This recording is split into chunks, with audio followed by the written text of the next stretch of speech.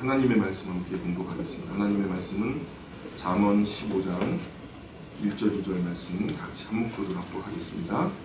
시작. 유순한 대답은 분노를 쉬게 하려고 과격한 말은 노를 격동하게 하리라. 지혜있는 자의 혀는 지식을 선히 베풀고 미련한 자의 입은 미련한 것을 쏟느니라. 아멘. 우리 전후자고 계신 분들하고 새해 복 많이 누리시기 바랍니다. 다시 한번 인사할까요? 새해 복 많이 누리시기 바랍니다. 새해 복 많이 누리시기 바랍니다. 감사합니다.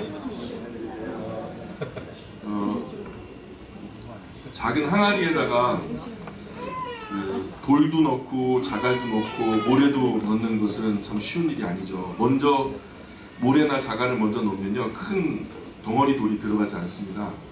먼저 항아리에다가 가장 효율적으로 넣으려면 가장 부피가 큰 돌덩어리 먼저 채우고요, 그 사이사이에 자갈을 채우고 그 위에 모래를 부어서 흔들어 가지고 사이사이를 메꾸면은 모든 돌덩어리도 자갈도 모래도 다 넣을 수 있습니다. 가장 효율적으로 넣는 방법입니다. 2019년이라는 항아리를 하나님께서 우리에게 주셨어요. 이 항아리를 우리가 계획적으로 잘 활용해야 되는데, 제일 중요한 것은 여기다 무엇을 먼저 채울까 하는 것입니다. 본질적으로 가장 귀중한 것들을 먼저 배치했으면 좋겠어요. 여기 안에다가 자질구레한 거 먼저 잔가지 같은 것들을 채우다 보면 정작 중요한 것이 들어가지 못할 수가 있거든요. 그러니 우리가 2019년에 가장 좋은 것은 누구 거? 처음 것은 누구 거? 모든 시간의 처음 거, 가장 좋은 거, 모든 물질이 가장 좋은 거, 처음 거, 다 하나님 거예요. 그러니까 제일 귀중한 본질, 여기서 하나님이 모두를 달라 그런 게 아니에요. 물질에서도 열의 하나, 그리고 시간에서도 처음 시간, 항상 일부분인데 가장 의미 있고 상징적인 시간과 물질들을 하나님이 요구하시거든요. 그러니 우리가 2019년을 계획할 때, 소리가 많이 울립니다. 2019년을 계획할 때 먼저 하나님 안에서 본질적인 것들을 먼저 배치하고, 나중에 다 쓰고 남은 그 잔돈 같은 거, 잔시간 같은 거, 짜투리 시간 같은 거 활용해갖고 하나님 섬기려고 하면 하나님 섭섭해 하시지 않겠어요? 그러니 우리가 먼저는 하나님의 말씀의 신앙 안에서 가장 중요한 것들을 하나님께 배치하고, 그 다음에 남은 거 배치함으로 인해서 우리 2019년이 정말 알차게, 그래서 2019년의 마지막 날 송구영신 예배 때 참 후회 없이 살았다, 참 보람차게 살았다라고 행복해할 수 있는 그런 우리 영광의 모든 가족들이 되었으면 좋겠습니다. 세상에서는요, 최고의 윤리가 인륜이에요. 사람과 사람 사이의 관계죠. 그래서 인륜 안에서 최고의 중요한 것은 부모님 섬기는 거거든요. 그죠? 인륜에서 최고의 높은 가치는, 근데 사람들이 착각하기를 그 인륜이 천륜이라고 착각을 하는 거예요. 부모님이 하나님이에요, 사람이에요? 사람이죠. 부모님은 사람인데, 사람인 우리 부모님을 사람인 자녀가 공경하는 것은 인륜이거든요. 인간 세상에서의 윤리라는. 근데 세상에서는 이거보다 더 큰 윤리가 없기 때문에 부모님을 하나님의 영역에 두었어요. 유교적인 윤리에서는. 그래서 그 부모님을 갖다 거스르거나 부모님한테 불효하면 천륜을 거스른다, 이렇게 천륜을 거역한다, 반역자, 이렇게 얘기하잖아요. 사실은 맞는 말이 아니에요. 그러나 우리가 알죠. 세상 사람들은 우리 기독교를 효도하지 않는 종교라고 착각하고 있는데, 공자는 몇 년도에 나왔는지 알아요? 우리 청학부 알죠?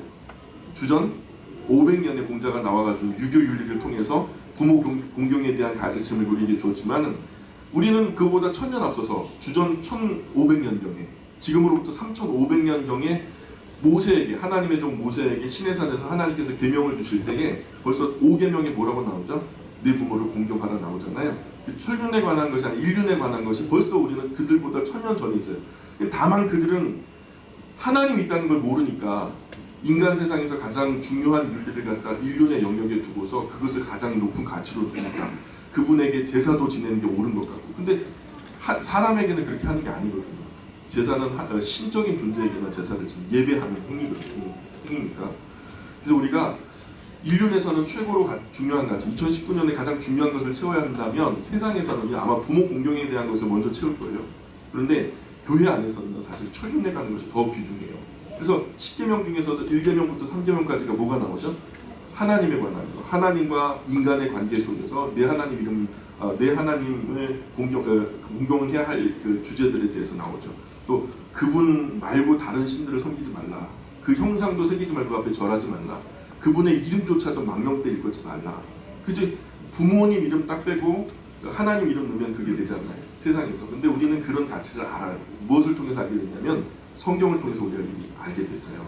그래서 우리가 천륜에 관한 가장 중요한 것들을 먼저 배치를 하고, 그 다음에 인륜에 관한 가장 중요한 것들을, 부모 공경에 관한 이야기들을 배치한 다음에, 그 다음에 본질적으로 우리가 우리에게 주어진 학생으로서의 신분, 직장인으로서의 신분, 주부로서의 신분, 모든 우리에게 중요한 신분에 걸맞게 성실하게 진실하게 일상에 임한다면, 우리가 특별한 이벤트가 없어도 연말이라고 또는 연시라고 뭐 어떤 명절이라고 뭐 특별한 날이라고 그렇게 들썩거리지 않아도 하나님께서 우리를 보실 때 가장 높은 곳을 다니는 멋진 하나님의 자녀다라고 인정해 주시리라고 믿습니다. 그렇게 우리가 살아갈 수 있기를 바라요. 우리가 2019년에 벌써 2명의 아이가 우리 영광교회 새신자로 등록이 됩니다. 그죠? 1월 20일 날 우리 지선자매가 정말 상고 끝에 귀한 새 생명을 낳을 거예요. 1년에 2명씩이면 괜찮죠? 1년에 2명씩 자연적으로 전도가 되는 거예요. 10년 되면 몇 명이나 될까요? 20명이죠. 계산적으로 20명이죠. 근데 인구 증가에 관한 것은요, 산술적으로 계산이 안 돼요. 왜냐하면 그간에 이 아이들이 자라나가지고 결혼 정년기에 들어서는 아이들이 있거든요. 그래서 10년 후에 20명이 늘어난다. 천만의 말씀이요. 아마 100명이 늘어날걸요. 그 다음에 20년 후에는 또 그 안에서 결혼 정년기가 들어가는 아이들이 있고 결혼해서 아이를 낳을 테니까 거기에 곱하기 10배는 해야 될 거예요. 아마 4,000명? 원래 우리가 신실하게 경건하게 살면서 하나님 안에서 경건하게 자손을 낳고, 또 너무 아이를 갖다 1명 낳고 2명 낳고 그렇게 하지 않고 말씀하신 대로 그냥 충만하게 낳고 번성하게 낳고 적어도 5명 이상씩 낳고 그러면요, 우리 영광교회 20년 30년 후에 우리의 풍경은 정말 아름다운 풍경이 될 거라고 생각해요. 예배 중간중간에 아이들 막 기어다니고 막 뛰어다니고 막 그게 우리는 풍경이에요. 아름다운 풍경. 하나님이 베풀어 주신 이 세상에서 가장 아름다운 풍경이 그런 모습이라고 저는 믿어요. 그러니까 예배 시간에 막 떠들고 아이들이 장난치고 막 쿵쾅거리고 그런다고 불평할 것이 아니라 존재적으로 그 상태가 복된 상태다. 아멘 합시다. 내가 조금 집중하기는 어려워도 그 상태가 참 복된 상태다. 내가 아이들을 보고 또 젖을 불리고 또 이 모든 일들을 다 뒷수발하느라고 고생스럽긴 하지만 지금 내 이 상태가 참 복된 상태라는 것을 아시고, 우리가 그러한 마음의 자세로 우리가 달라지는 게 가장 중요해요. 요즘 세대를 따라서 아유 깔끔한 게 좋은 거야, 내 행복이면 끝이지 뭐, 이런 식으로 자꾸만 반성경적으로 갈 것이 아니라 성경적으로 우리가 가장 아름다운 이러한 그 루틴을 따라서 또 가다 보면은 하나님께서 말씀 가운데 약속하신 그 풍성한 복들을 누리게 되리라고 믿습니다. 오늘 우리가 잠언, 항상 말씀드리지만 잠언은 비교를 통한 교훈이다 말씀드렸죠. 선한 삶과 악한 삶, 지혜로운 삶과 미련한 삶, 또 이 양자 간의 비교가 되니까요, 대략의 운율이 맞아요. 그래서 A 하면 B 하고 B 하면 A 하고 하니까 이게 시조도 이게 초장, 중장, 종장, 그죠? 초장, 중장, 종장, 이 형식이 여러분 중학교 때 벌써 이 시조에 대해서 배우잖아요. 3, 4, 4, 4 구조. 그래갖고 이게 운율이 맞는단 말입니다. 맞추어지니까 시인이 무엇을 이야기하려는지, 야 여기에는 초장에는 뭐가 나오고 중장에는 뭐가 나오고 종장에는 뭐가 나온다, 이런 것들이 쉽게 이렇게 펼쳐지는구나 라는 것을 알 수 있듯이 운율이 맞으니까 이해도 빠르고, 또 심지어는 이것이 운율이 늘 맞으니까 노래 가사로도 쓸 수 있고 즐겨 사용되어지는 거죠. 잠언이라는 것이 그런 형식으로 되어 있어요. 그래서 시가사의 영역에 분류가 돼요. 15장 보니까 1절 2절 우리가 읽었죠. 다시 한번 읽어볼까요? 시작. 유순한 대답은 분노를 쉬게 하여도 과격한 말은 노를 격동하느니라. 지혜 있는 자의 혀는 지식을 선히 베풀고 미련한 자의 입은 미련한 것을 쏟느니라. 또 비교가 이루어집니다. 비교해보면 뭐가 옳은지 뭐가 그른지 금방 보이죠. 답을 쉽게 찾는다는 얘기예요. 어떤 대답은 사람의 분노를 내려놓고 마음의 평안을 주면서 편안하게 쉬게 해요. 누가 한마디 얘기했는데 세상 긴장 다 풀어지고 너무너무 마음이 편해지는 거예요. 또 어떤 사람은요, 얘기를 한마디 하면요 분노가 치밀어요. 그래가지고 그냥 여러분 속된 말로 그냥 뚜껑 열린다는 표현 있잖아요. 누가 말만 하면 격동이 돼요. 막 피가 끓어올라. 분노가 치달아가지고 감정이 격앙돼서 결국 분란과 악한 결과로 이어지는 그런 언행 습관의 사람들이 있거든요. 그리스도인은 같은 말이라도 절대로 과격하지 않게 인격적으로 부드럽게 하는 연습을 우리가 잘 해야 돼요. 과격한 말은 잘 준비되면 큰 효과를 보기도 해요. 좀 막 액션이 큰 과격한 말들이요. 근데 이런 그 과격한 말들 대부분의 사람들이 참 불편해해요. 그러나 잘 준비하면 이게 오히려 사람을 변화시키는 능력이 될 수도 있거든요. 그러니까 이것을 위해서 격동하는 말 또는 과격한 말은요, 도하님보다 근데 대부분 도로 끝나요. 준비하지 않은 즉흥적으로 나오는 과격한 말들, 비인격적인 말들은 사람들을 격동하게 할 뿐이지 격동 끝에 교훈이 이르게 하는 것은 충분히 훈련된 사람만 해야 돼요. 화려한 입담을 과시하는 달변가들이요, 막 사람들을 들었다 놨다 하죠. 우울하게 했다가 갑자기 좋아지게 만들고, 좋은 기분을 갑자기 막 속된 말로 그냥 막 땅바닥에 떨어지게 만들기도 해요. 그런데 그것을 통해서 사람을 흔드는 거예요. 결국 그 흔들어지는 그 흔듦을 통해서 너가 잘하고 있는지 못하고 있는지에 대한 그 어떤 언어적인 기술이라는 거죠. 이런 그 스킬을, 언어적인 스킬을 사용하려면 그런 말에 대한 오랜 연구와 또 공부와 또 충분히 숙성해서 숙달된 상태로 단상에 올라가서 사람들 앞에서 강연하기 때문에 그 상황 자체를 완벽하게 통제하는 사람 말고는 이 과격한 말들은 사용하시면 안 돼요.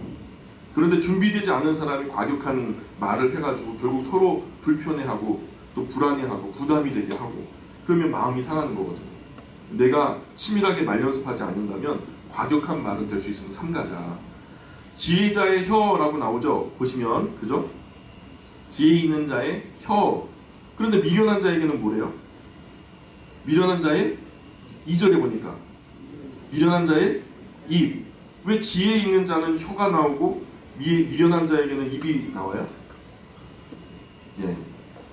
왜 앞에는 혀라고 그러고 뒤에는 입이라 그랬을까요? 예, 똑같은 말입니다. 히브리인들도요, 우리랑 언어 습관이 거의 비슷해요. 왜 그러냐면 같은 말을 반복하는 것을 별로 좋아하지 않아요. 그래서 우리도 그런 표현이 있거든요. 앞에서 이런 말을 했으면 뒤에서도 다른 말을 하고, 같은 의미인데도 앞에 했던 것을 반복하는 것을 좀 지루해 하거든요. 그래서 종종 같은 의미로 쓰인 말들이 전혀 다른 의미로 오역되기도 합니다. 혀, 또 입, 목구멍, 입술 다 뭐예요? 한마디로 발성기관이거든요. 말하는 기관이에요. 말하는 것을 다른 모습으로 표현하는 거죠. 이런 것이 다 일맥상통하는 용어들이에요. 인생을 가만히 보면은 결국 말하기와 듣기인 것 같아요. 말을 어떻게 하느냐, 어떻게 그것을 알아듣느냐. 인생의 모든 일들이 말하기와 듣기로 이루어진다 해도 과언이 아니라는 거죠. 말하는 것과 듣는 것이 없으면 뭐가 남을까? 뭐 조용하긴 할 거예요. 말도 안 하고 듣지도 않으니까. 그러나 그것이 끝이죠. 소통이 되질 않는 거예요. 이런 하는 말과 듣는 말이 오랫동안 보존되도록 하는 것이 바로 글과 문자라는 거죠. 우리가 했던 말들이 글로 적혀지면 천년을 가겠죠. 이 문자 속에 그 했던 말과 들었던 말을 책에 담아서 보존 또 저장하는 거죠. 그 책은 의미 있는 말들의 모음이라는 거예요. 그래서 말과 소리는 다르죠. 소리는 그냥 공기 진동일 뿐이고, 그죠? 개가 짖는다 할 때 그것은 소리죠. 그래서 언어가 아니에요. 의미는 없어요, 그죠? 그런데 의미가 담길 때는 말이 되는 거죠. 우리말에 말이 된다, 그런 말 있잖아요. 말이 되네, 그런 말 있잖아요. 그런 마음과 의도가 담겨진 의미 있는 말이 오가면 소통이 되는 거예요. 인격적으로 뭔가 동의가 이루어지고 동행이 이루어지고, 그래서 이것이 중요한 거죠. 인격적인 거예요. 말이 통해서 뭔가 행동이 옮겨지고 뭔가 행동을 같이 하게 되고 또 마음을 같이 하게 되는 것, 이것이 품이 있는 거예요. 짐승과 다른 하나님의 형상대로 지어진 사람들에게 아주 고귀한 가치는 바로 여기에 있는 거예요. 무언가를 말하고 무언가를 알아듣는다. 차별성이 있는 거죠. 한 사람의 인생이 바로 말하는 것과 듣는 것 안에 다 담겨 있어요. 그래서 그 사람이 어떤 말을 하는가 보면 그 사람이 어떤 사람인가 금방 알 수 있죠. 그래서 하나님께서 우리 인생을 심판하신다면 우리의 말로 심판하실 거예요. 어떤 말을 했는지. 대부분의 심판이 아마 거기 매일 겁니다. 우리가 무슨 무익한 말을 했는지 심판의 날에 그 말에 대해서 다 심판받게 될 거예요. 이 말씀은 예수님께서 직접 말씀하셨어요. 마태복음 12장에 보니까 내가 너희에게 이르노니 사람이 무슨 무익한 말을 하든지 심판날에 이에 대하여 신문을 받으니, 맞습니까? 예수님께서 심판주로 오시거든요. 심판주께서 말씀하시기를 너희가 무슨 무익한 말을 하든지 심판날에 반드시 문초하겠다라는 거예요. 누가복음에도 19장에 보니까 주인이 이르되 악한 종아 내가 네 말로 너를 심판하노니, 뭐로? 너가 했던 그 말로 내가 너를 심판하겠다라고 말씀을. 너는 내가 두지 않은 것을 취하고 심지 않은 것을 거두는 엄한 사람인 줄로 아느냐. 그래서 우리가 했던 말들로 우리가 심판을 받게 된다는 거예요. 말 조심해야 되겠죠? 우리 그리스도인들은 말 조심해야 돼요. 어떤 이는 이 말로 사람을 무너뜨리고 죽입니다. 어떤 이는요 똑같은 말인데 어떤 사람을 살리고 또 세워요. 무너졌던 사람들을 일으켜요. 무너진 가정들을 살려줘요. 사람이 무슨 말을 어떻게 하면서 살아가는지 그것이 그 사람이 어떤 사람인지를 나예요. 그 사람 인격이에요. 나는 살리는 인격인가 죽이는 인격인가 우리 스스로에게 한번 물어봐요. 내 말은 남을 살리나 남을 죽이나 여러분 스스로 한번 물어보세요. 그래서 사람의 말과 그 사람의 인격은 다르지 않다는 거예요. 그 말은 곧 그 사람의 생각이고 그 생각은 그 사람 마음에서 나오니까요. 그 마음에서 어떤 사건과 상황을 해석하게 되잖아요. 그래서 그것을 좋은 쪽으로 보는지 또 나쁜 쪽으로 보는지 결정하는 것은 사실 그 사람의 마음이고요. 그 마음, 결국 그 마음의 모양대로 해석이 돼서 되는 거니까. 그러니 무슨 말을 하면은 그 마음에 있는 것이 생각을 이루어지고 생각을 통해서 말이 담겨지고 말을 통해서 표현되는 거니까 결국 그 마음이 말이 되는 거예요. 그러니까 그 사람이 마음이 어떻다 하는 것은 그 사람의 말을 통해서 우리가 그 사람의 마음을 알 수 있다는 거죠. 결국 마음을 변화시키는 것은 듣는 것에서 시작돼요. 믿음은 보는 것에 시작되는 게 아니에요. 기적으로 뭐 병든 사람을 살려주고 뭐 아니면 죽은 사람을 일으키고 그러면 다 믿을 것 같죠. 예수님이 그런 기적 보였을 때 사람들 다 믿는다 그랬거든요. 심판 자리에서 예수님께서 십자가에 못 박혀 돌아가실 때 그 옆에 남아있던 사람 누가 있었어요? 아무도 없었어요. 몸 낳아준 그 엄마 또 사랑하시는 제자 하나 뭐 달랑 있었죠. 아무도 그 곁에 지키고 그 심지어는 그로 인해서 살아난 사람들도 그 옆을 지키지 못했단 말입니다. 그러니 들음에서 나요. 믿음이라는 것은 보는 것에나 나오는 게 아니라 성경이 말씀하듯이 믿음은 들음에서 난다. 결국 나의 마음을 위해서 무엇을 듣는가 하는 것은 굉장히 중요한 일이라는 거죠. 하나님의 마음과 뜻이 성경까지는 잘 전달됐어요. 우리가 성경을 열심히 읽고 보면 여기에 구원의 길이 다 열려 있어요. 정상적으로 우리가 바른 인격 가지고 성경을 잘 읽어보면 이 성경 잘 읽고 들어서 저는 목사니까요. 나름대로 정리된 마음을 사람들에게 알아듣기 쉽게 전달하려고 노력을 하거든요. 그러면 하나님의 마음과 듣는 사람들의 마음이 만나는 거예요. 성경까지 잘 전달되어진 이 메시지가 또 저를 통해서 한 번 더 곱씹어지고 그렇게 해서 그분의 상황과 환경에 맞게끔 그 눈높이를 같이 해서 또 이렇게 전달하게 되면은 그분이 그 하나님을 만나게 되는 거죠. 그야말로 통하는 거죠. 하나님의 마음과 그분의 마음이 오랫동안 단절되었던 하나님과 사람의 마음의 소통이 이루어지는 거죠. 그렇게 잔잔하게 흐르는 말씀 중에 가끔은 가슴이 찡하기도 하고 또 알 수 없는 감격으로 우리가 좀 이렇게 먹먹해지기도 하죠. 그 이후에 그 말씀 들었던 그 사람의 삶이 변화되고 달라지고 그런 일들을 보게 되면 목회자로서 사는 참 보람이 있는 거죠. 근데 이게 우리가 잘 보셔야 돼요. 은혜와 감정은 달라요. 은혜가 혹 감정적인 부분으로 오해되기도 해요. 감정은요 파도와 같아요. 올라가면 내려와요. 내려오면 또 올라가요. 그래서 어느 날 우리가 찬양을 하면서 막 감동적인 노래를 듣는데 우리가 예배드리기 전에 찬양을 하면서 막 울었던 그 감격이 그 노래를 하는 어떤 프로그램을 보다 보니까 막 구슬픈 인생을 노래하는데 마음이 공감이 돼가지고 눈물이 주룩주룩 흘러요. 이게 뭐지? 예배당에서도 얻었던 감격이 거기서도 얻어지네? 거기도 은혜가 있는 게 아니라 그 감정적인 거라는 거예요. 감정적인 것은요 올라가면 반드시 내려와요. 그것은 우리의 일상에 전혀 아무런 영향을 주지 못해요. 그냥 우리의 마음에 좀 감정적인 해소가 있을 수는 있지만 삶의 변화, 근본적인 변화는 참 쉽지 않다.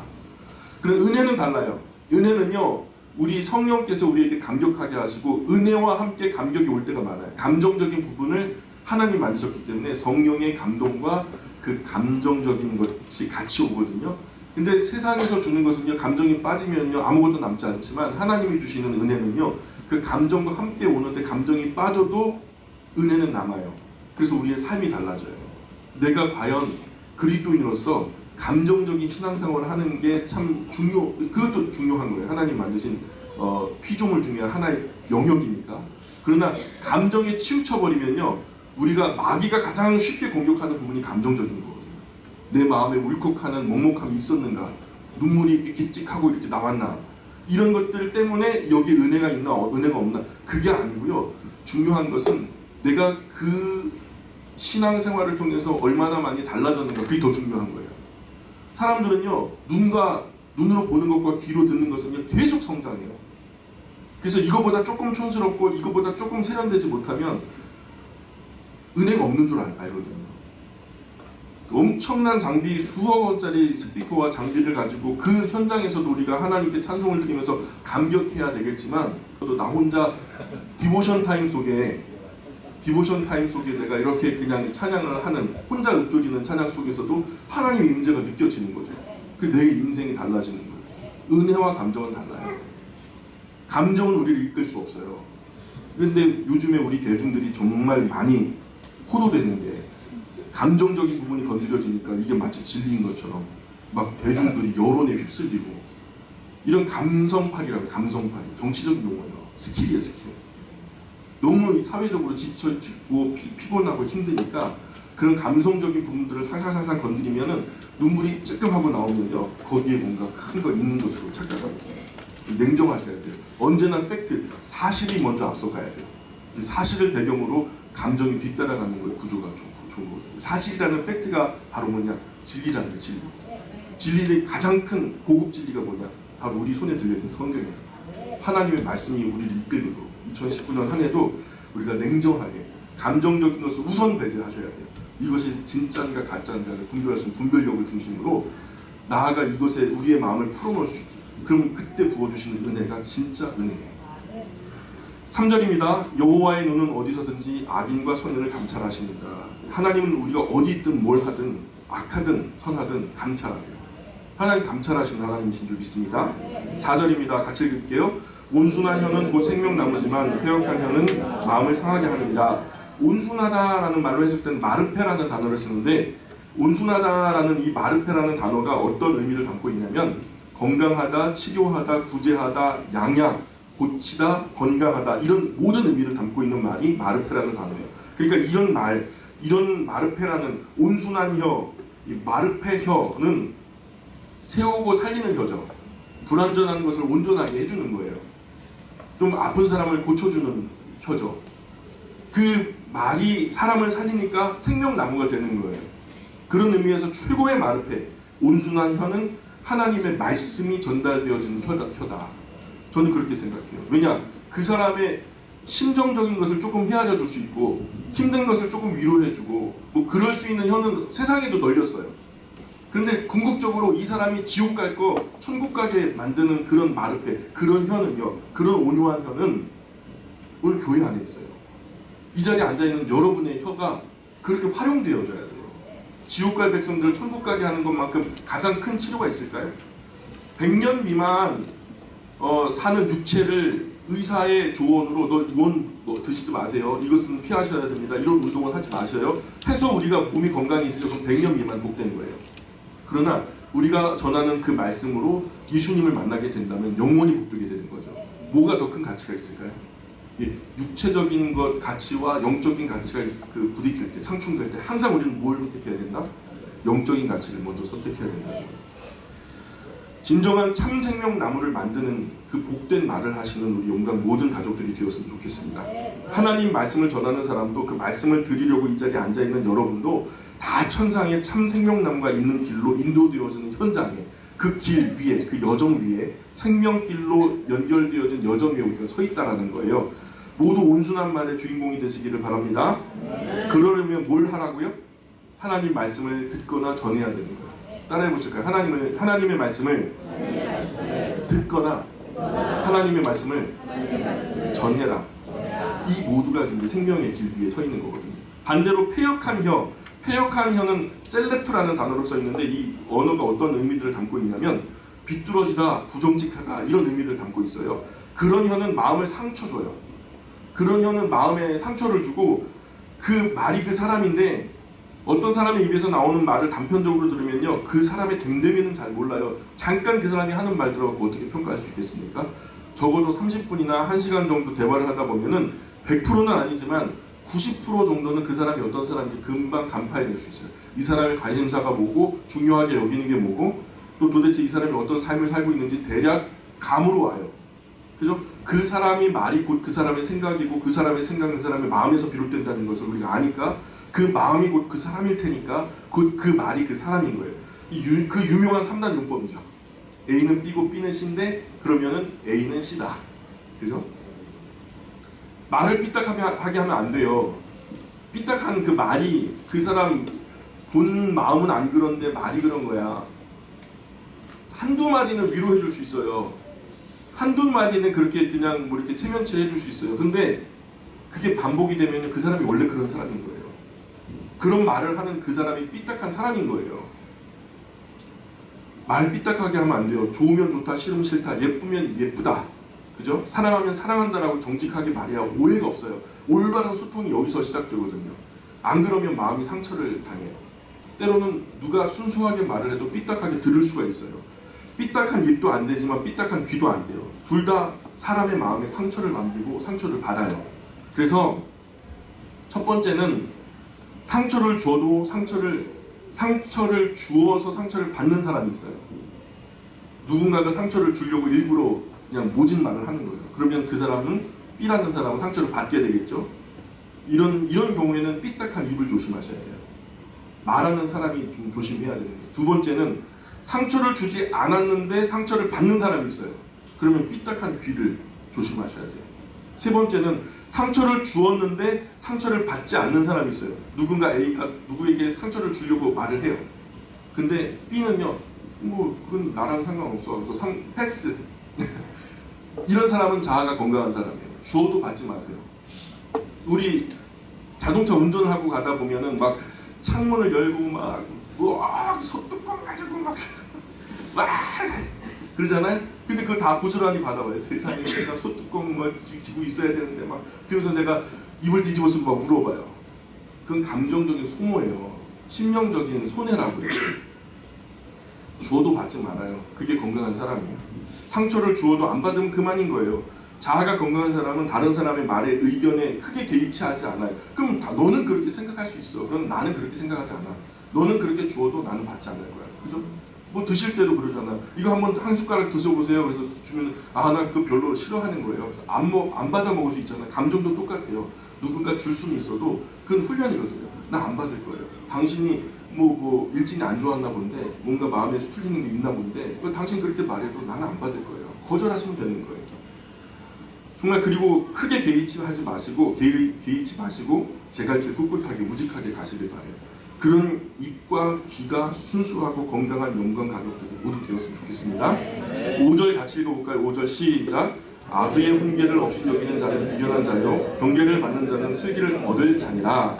잠언이 말씀하는 아버지는요, 단지 세상에 먼저 태어나서 나이 많이 드신 우리 아버지만을 얘기하는 게 아니에요. 여기서 아버지는 먼저 세상에 나와서 하나님의 신앙 안에서 시간이 흐르면서 말과 행동에서 떨쳐버릴 것 떨쳐버리고 잘라버릴 것 잘라버려서 나름대로 오랜 시간을 거쳐서 정제되어지고 순수해지고 순준해진 고귀한 인생 선배를 말하는 거예요. 고귀한 인생 선배. 그런 의미로서 아비 또는 아버지라고 불러요. 그런 지혜가 있는 존재, 오늘 잠언의 아버지 또는 아비라고 이렇게 말씀하고 있는데, 오래 살면서 더 인격도 말도 행동도 더 품위 있게 되고 고귀하게 되는 거죠. 어떤 분은 살면 살수록 더 강팍해지는 분이 있고, 어떤 분은 살면 살수록 더 온유해지고 겸손해지고 또 멋져지는 분들이 있죠. 이런 사람이 잠언이 말씀하는 아비죠. 아이보다 못한 인격으로 훈계하는 아버지는 자녀에게 상처만 주죠. 자기나 잘하지 뭐. 그래서 속으로 그러지 않겠어요? 엄마나 아빠가 나보다 형편없이 사는데 그런 엄마 아빠가 너한테 너 똑바로 살아, 너 그러면 안 돼 하면서 얘기하면은 반감이 생기지 않겠어요? 자기는 스마트폰 10시간 하는 엄마가 1시간 이제 막 하려고 하는 애한테 야 스마트폰 그만해 그러면요 애가 속으로 비웃어요. 자기는 10시간 하면서 안 그래요? 그런 말은 자녀에게 상처만 줄 뿐이죠. 우리 영광의 모든 아버지들 고귀한 아비들이 되시기를 축원합니다. 자, 이런 인생의 선배, 인생의 어른, 아비의 훈계를 귀하게 여기고 받아들이는 사람이 삶이 순적해요. 그런데 이런 귀한 충고와 훈계를 가벼이 여기고 받아들여지지 않는 사람은 인생의 선배들이 고통스럽게 비싼 레슨비를 내고 배웠던 그 현장에 들어가서 똑같이 혼나고 똑같이 맞고 똑같이 당하고 그래서 똑같이 얻어 터진 다음에 똑같이 실패하고 똑같이 고통받으면서 처절하게 배워요. 처절하게. 그럴 필요가 있다 없다? 없어요. 우리 앞선 인생의 선배들이 다 경험하셨기 때문에 우리는 그런 삶의 그 교훈들을 우리의 것으로 받아들이면 되는 거예요.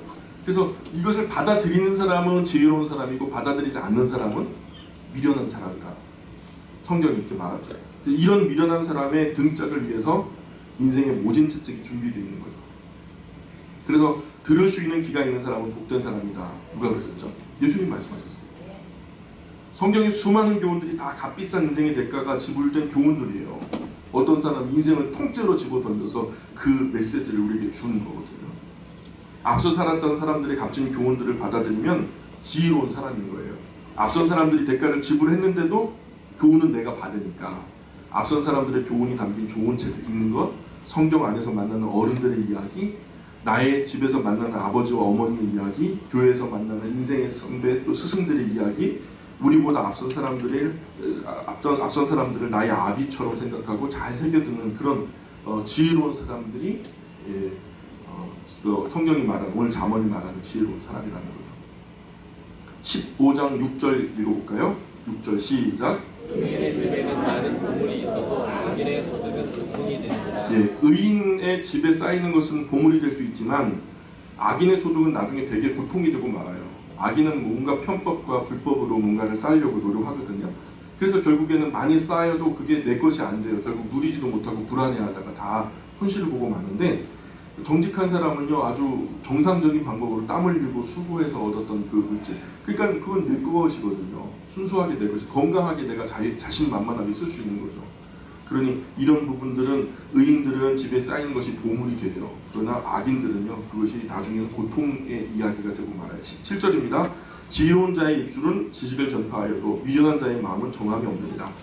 영원 불변의 진리의 지식을 전파하는 사람은 최고로 지혜로운 사람이죠. 반면에 미련한 자의 마음은 정함이 없어요. 어디 한 군데 마음 붙이지 못해요. 뭔가 마음 붙이지 못하고 이렇게 이리저리 방황하는 거, 삶의 기준이 없이 요동하는 거, 파도 위에 떠있는 부표와 같이 원칙도 원리도 양식도 삶의 철학도 없이 좌지우지하는 거, 갈팡질팡하는 거, 이거 하나님이 기뻐하지 않는 삶의 모습이에요. 우리가 뭔가 선하고 또 본질적인 것에 딱 뚜렷하게 나를 메고 그 영원히 흔들리지 않는 그것에 나를 메고 함께 살아갈 수 있는 진짜 멋진 삶이거든요. 일관될 수 있는 사람이거든요. 근데 세상에 안 흔들리는 게 뭐가 있어요? 다 흔들리지. 심지어 우리 엄마 아빠도 흔들리고, 그죠? 선생님도 흔들리고, 교육계도 흔들리고, 정치계도 흔들리고, 모든 사회 전반이 다 흔들리고, 유일하게 흔들리지 않는 게 딱 하나 있어요. 그게 뭐냐? 하나님 안 흔들려요. 하나님 안 흔들리니까 하나님 말씀에 나를 메워서 그 말씀대로 기준을 삼고 살아가는 사람들은요 참 멋진 사람들이 될 거예요. 자, 8절입니다. 15장 8절 시작. 악인의 제사는 여호와께서 미워하셔도 정직한 자의 기도는 그가 기뻐하시느니라. 하나님이 보실 때 싸들고 와도 미운 사람이 있어요. 뭔가 엄청나게 많이 싸들고 와도 미운 사람이 있고, 얻어먹으려고 하나님 하나만 주세요 하고서 얻어먹으려고 입 벌리고 와도 예쁜 사람이 있다는 거예요. 그러니까 가인은 귀한 곡식 드리면 하나님께 예배를 드렸는데 no 땡스 너는 싫어. 예. 재물이 있는데 마음이 없는 거예요. 여기서 뭐 피 없는 제사 드려가지고 하나님 안 받으셨다. 아니 소제는 피 없이 드리잖아요. 제사 중에서 피 없이 드리는 제사가 있어요. 이거는 재물에 대한 이야기가 아니라 마음에 대한 이야기예요. 아벨은 마음이 있는 예배를 드렸고 가인은 마음이 없는 예배를 드린 거예요. 본질적으로 살아있는 예배와 죽어있는 예배는 하나님은 영이시니 예배하는 자가 영과 진리로 예배할지니라. 여기서 영이라는 것은 내 본질이에요. 영과 혼과 육체라고 그러잖아요. 내 가장 밑바탕이 되는 바탕, 내 바운다리, 내 마음, 내 정체성이 가장 밑바닥에 있는 게 내 인생 전체를 갖다 표현할 수 있는 것이 영이거든요. 영혼. 그 영혼의 내 전 존재의 가장 밑바닥에 가장 본질되어지는 정체성으로 하나님께 영으로 나아가는 거예요. 하나님 그 영과 진리로 예배할지니라. 영은 바로 내 영. 하나님이 영이시니까 영으로 나가야죠. 하나님은 본질적으로 내게 오셔서 오롯이 나만 보시면서 예배를 잡수시기 위해서 나와 대화하시기 위해서 이 자리에 앉아 있는데 나는 마음이 콩밭에 가 있어. 그리고 몸만 여기 와 있어. 엉뚱한 짓 하면은 그건 영으로 드리는 예배가 아니죠. 영과 뭐로 예배를 드려야 된다고? 진리는 바로 하나님 말씀이죠.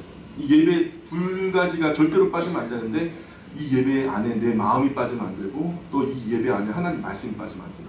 내 마음은 나의 말이고 이 말씀은 하나님의 말씀이죠. 이게 소통이죠.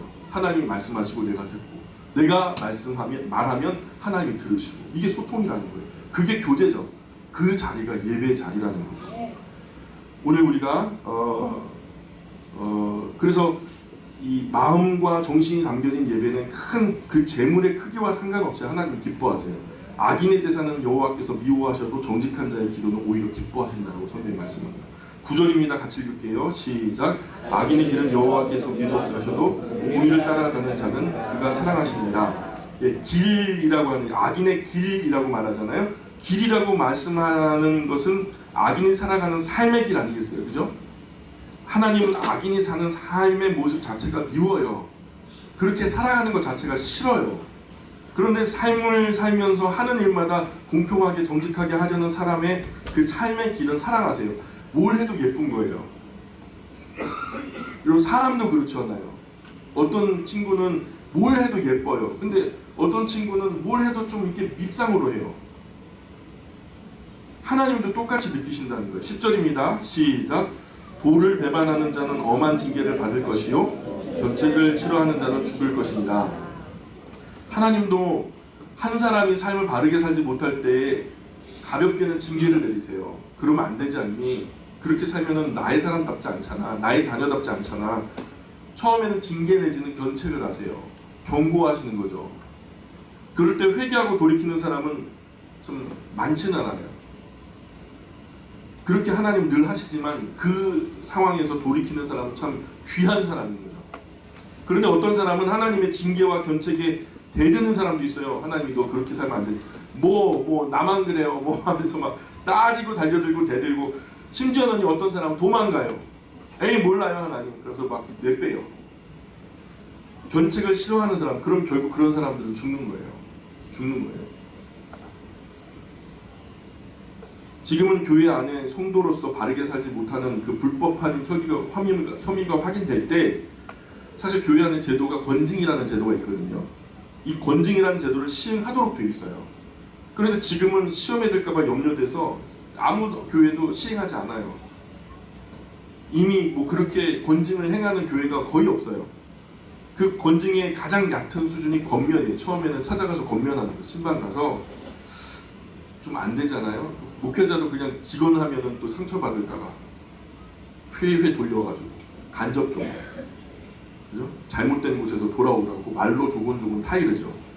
그래도 안 들으면 그 다음에 이제 견책이라고 하는 단계가 들어가요. 견책은 그 당회의 권위로 말로 야단쳐서 돌아서게 하는 거예요. 집사님, 권사님 그거 분명히 잘못된 거예요. 그거 그렇게 하시면 안 돼요 라고 다음에는 견책을 하는 거예요. 더 적극적인 방법이죠. 거기서도 돌이키지 않을 때 거룩한 직무를 정지시켜요. 그리고 모든 성례전에서 제외시켜요. 하나님의 경건한 그리스도의 몸에 참여하는 이 모든 것에 잠깐 정지를 시키는 거예요. 수찬 정지라고 해요.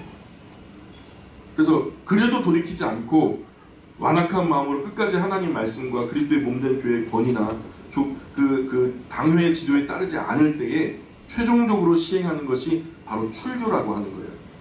세상 법정 최고형인 사형에 해당하는 거예요. 영적으로 사형 선고를 내리는 거예요. 초대교회에서 교회 공동체를 흔들면서 계속 분란을 일으켜가지고 교회 본연의 직무를 감당하지 못하게 만드는 이런 사람들을 성경에서도 여러 번 출교했던 예가 나와요. 이런 사람들 출교한 예가 성경에 고린도 전서에서도 나오고 후서에서도 나오고 세례 때 안수할 때 이렇게 우리가 기도를 하거든요. 예수 그리스도를 믿어 하나님의 자녀가 된 홍길동에게 내가 성부와 성자와 성령의 이름으로 세례를 주노라 하면서 안수를 하잖아요. 이 공예 중에 안수를 함으로 그가 하나님의 자녀된 것을 공포하고 그 마음의 성령의 세례를 인정하는 그런儀式을 갖잖아요. 출교할 때도 비슷해요. 내가 성부와 성자와 성령의 이름으로 아무개를 사탄에게 내어주노라 하면서 아예 그 사람의 영혼을 교회에서 제명 출교시켜버리는 거예요. 그리고 교회에서 쫓겨나면 되게 정상적인 삶을 살지 못해요. 거의 일찍 죽거나 실패한 인생 살다가 너무 비참하게 죽어가거든요. 그게 그 사람에게는 잡이에요. 일찍 죽는 것이 그 사람에게는 잡이에요. 왜냐? 그렇게 해서라도 더 이상 죄를 짓지 못하게 해서 육체는 멸하고 영혼이라도 주 예수 그리스도의 이름으로 구원에 이르게 하려고, 부끄러운 구원이라도 주려고 하나님께서 하시는 하나의 방법이에요. 성경의 기록이 제 임의로 말하는 게 아니라 고린도전서 5장 5절에 보니까 이런 말이에요. 이런 제명 출교를 시켰어요. 제명 출교한다 그랬더니 이 사람들이 돌이키고 돌아왔대요. 그래서 감사하다라는 말 끝에 바울이 했던 말이, 이런 자를 사탄에게 내어 주었으니 왜냐하면 이는 육신은 멸하고 영은 주 예수의 날에 구원을 받게 하려 함이라. 그러니까 육체는 빨리 죽어야지 죄를 덜 짓겠죠. 사는 만큼 죄를 지으면 얼마나 또 화를 쌓겠어요. 그가 했던 의의 분량에 비해서 정말 예수 그리스도를 믿는 믿음에서부터, 신앙에서부터 떨어져 나가면 또 어떻게 되겠어요. 아예 구원을 상실할 수도 있는 거죠. 그러니 이런 부분에서 빨리 그 영혼을 데려가시는 것이 오히려 그에게 유익이 될 수 있다는 말이죠. 사실 출교까지도 사랑에 기인하는 조치인 거예요. 하나님은 출교까지, 제명 출교시키는 것도 사실은 그를 사랑해서. 그러나 오늘 교회 중에 권증은 사라져버렸죠. 왜 사라졌어요? 정말 그 영혼을 생각해서 권증을 시행하면, 권증을 시행해서 너 그러면 안 돼 하고서 막 심지어 견책하고 권고하고 막 그러는데도 안 돼가지고 나중엔 엄히 이제 징계를 내리잖아요. 그러면요 이 옆교회에 바로 새신자 환영식을 해요. 이게 권증이 안 돼요. 여기만 교회야? 그리고서 나가서 다른 옆에 교회에 새신자 되니까. 그러니까 하나마나 되어버린 거죠. 성도 입장에서 뭘 잘못했는지 끼우칠 수 없는 세상에 우리가 살고 있어요. 그래서 우리 시대는 우리가 스스로 삼가하지 않으면 위험한 시대가 되는 거예요. 마태복음 4장 24절에 보니까 또 이르시되 너희가 무엇을 듣는가 스스로 삼가라. 너희의 헤아리는 그 헤아림으로 너희가 헤아림을 받을 것이며 더 받을 것이다. 예수님 말씀이에요. 누가복음 8장 18절에 그러므로 너희가 어떻게 들을까 스스로 삼가라. 누구든지 있는 자는 받겠고 없는 자는 그 있는 줄로 아는 것까지 다 빼앗기리라 하십니다. 이게 스스로 삼가라는 구절이요 한 30군데 나와요. 계속 나와요. 출애굽기로 시작해서 성경 가득하게 스스로 삼가야 된대요. 스스로 삼가하시길 바랍니다. 누가 누구를 지도하고 견책하고 권징하고 이럴 시대가 아니에요. 15장 11절 같이 읽어보겠습니다. 시작. 11절 잠언 15장 11절 시작.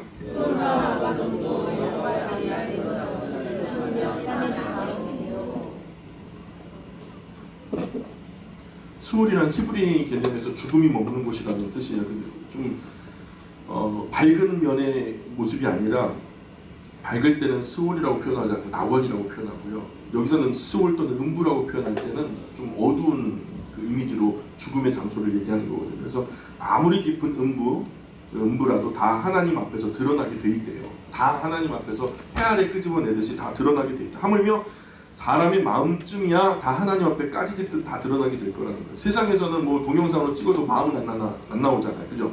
그러니까 하나님은요 마음을 읽을 수 있는 기술이 있으세요.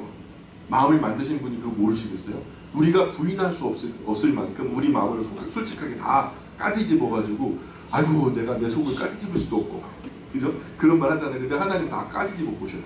그래서 너 이런 일을 할 때 이런 말을 할 때 너 의도 이러했잖아. 너 마음에 이런 마음 품었잖아 라고 하나님께서 다 문초하실 거니까. 세상은 우리가 하는 행동에 대해서 판단을 하지만 하나님은 우리의 마음의 의도까지 판단하시는 분이세요. 그러니까 우리가 하나님 앞에서 스스로 삼가야 되겠죠. 예. 그래서 네 눈이 보는 것을 조심해. 내 눈이 보는 것을 조심해. 그죠?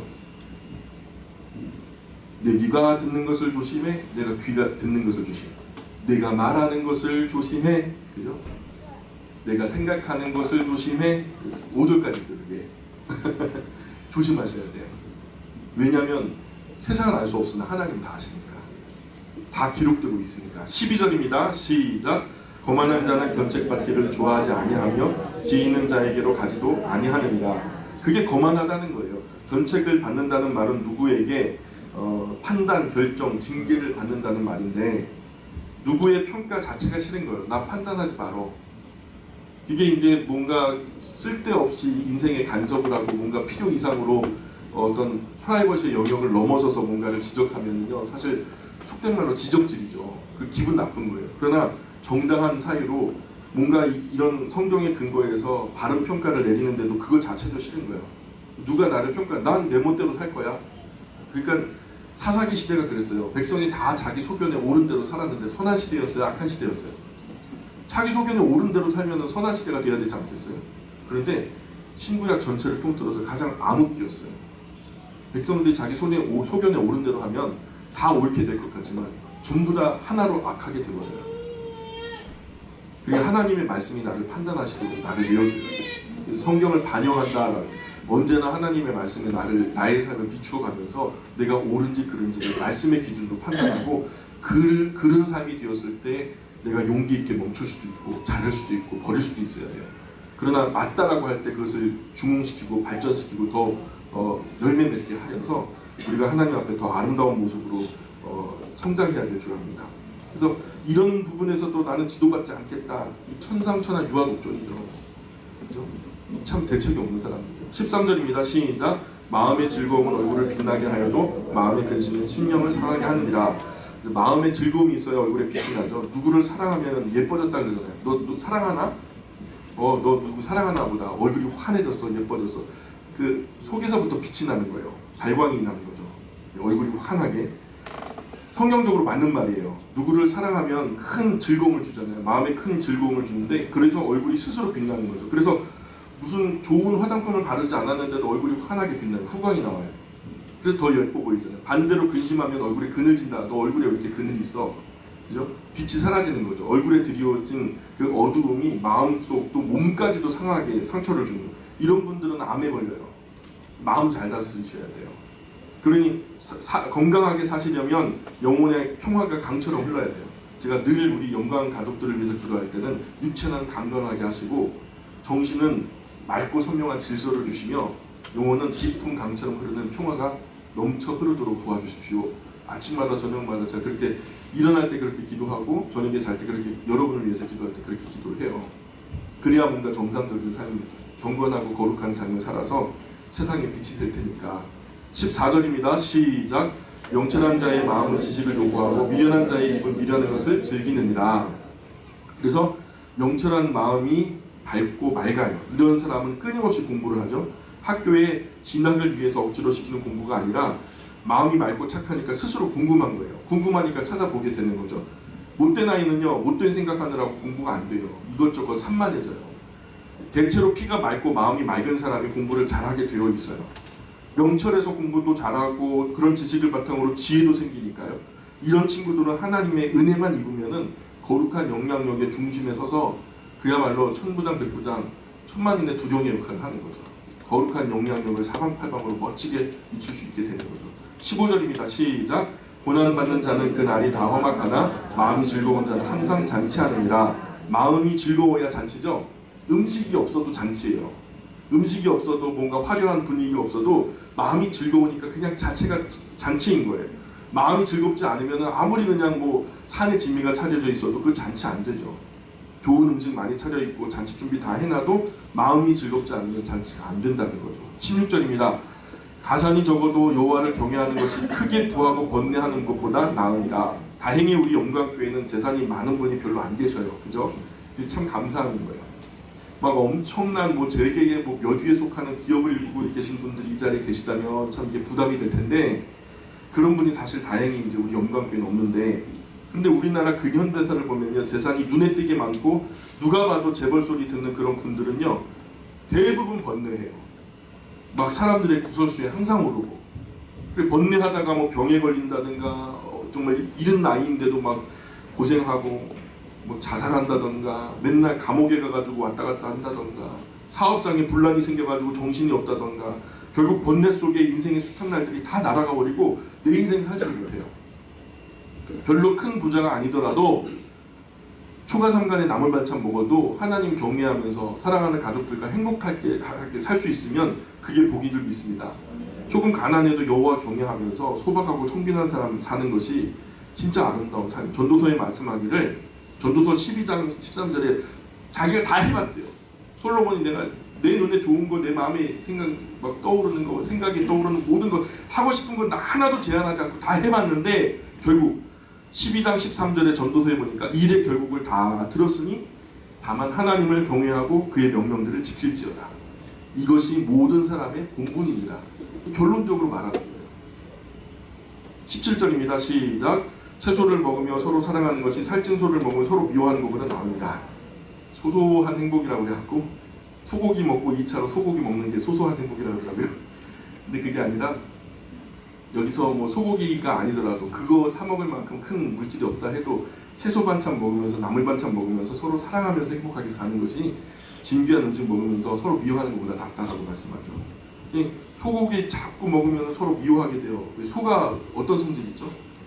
그냥 틈만 나면 받으려고 그러잖아요. 그죠? 그래서 소고기 많이 먹지 마세요. 소고기 드실 때 저를 데려가서 좀 덜어 먹어야 되니까. 그죠? 일단 기도하겠습니다. 귀하신 하나님, 2019년의 한 해가 밝았습니다. 주님 은혜 아래서 이 첫 주의 예배를 신년 감사 예배로 올려드리면서 시작할 수 있어서 참 고맙습니다.